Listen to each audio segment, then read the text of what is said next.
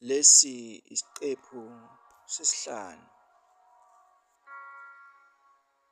Kuphakathi kwamabili ebusuku kucwebile lana emgwaqeni waselokishini kukhonkotha izinja kuphela kuphinde kutholakale. Lona-ke umuzi kaNdlovu kanti leli igumbi lakhe lokulala. Balele lana embhedeni uNdlovu kanye nomkakhe uMacele. uNdlovu usemajukujukwini obuthongo uyaphupha nokuphupha. Ngathi futhi liyakuthusa leli phupho eliphupha uNdlovu. Ufakazi walokho useze wajuluka wamanzi te.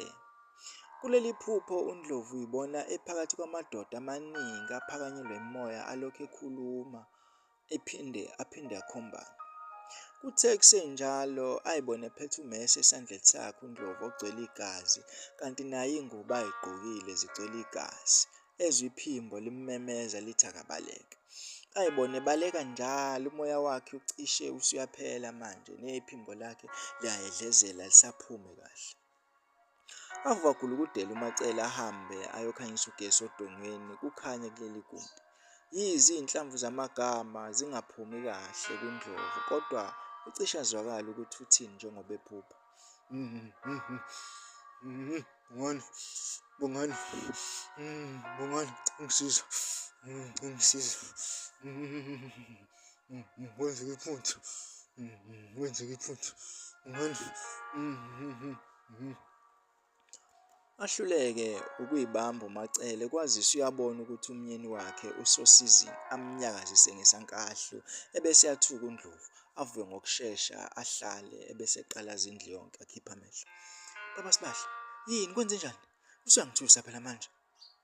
Usaqalaza namanje uNdlovu la endlini kuhloko umuntu ohanjelwe ingqondo. Aphinde uMacele amnyakazise futhi uNdlovu. Yini? Kubuza uNdlovu ethukile. Kwenze njani?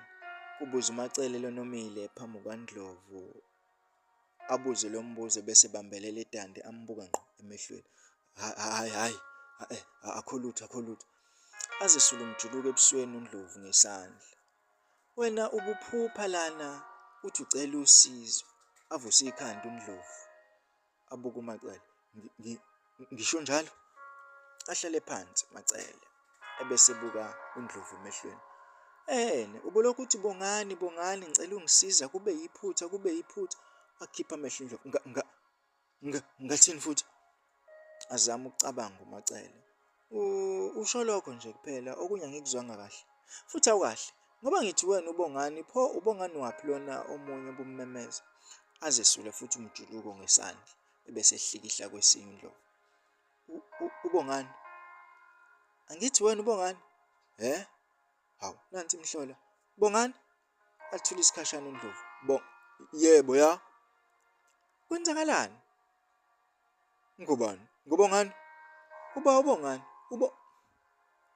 Ubongani mina? Kanti yini? Imina ngabe ngibuza wena lokho. Ubani ubongani lona ubuthi akakusize? Ngiphupha indlisha, okay? Indlu ibisha, iyasha indlu bengiphupha. Hawu. Avuka uNdlovu aqonde ekhishini, ahambe njalo afike avule isiqandisi akhipha amanzi abandayo ebese eyawaphuza, ebese eyathula isikhashana ajule, abuke isicabha, akhipha amehlo. Ngokushesha avule isicabha, aphumele phandle, ahambe njalo ayoma phakathi nomgwaqo.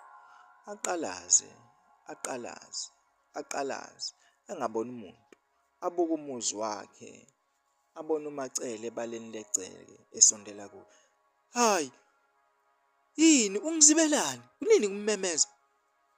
Asuke emgwaqeni uNdlovu aqonde kwakhe. Kwenzakalani ngawe? Angene endlini uNdlovu uMacele amlandela. Angithi ngishilo nje ngathi ngiphuphe begqekeza la endlini. Manje bengenza isiqiniseko sokuthi akukho sigebengu yini ngoba phela amanye amaphupho kuyenzeka abe yiqiniso. Aphuza amanzi. Wena uthe njena uphuphe indlu isha amkhinca amanzi uNdlovu.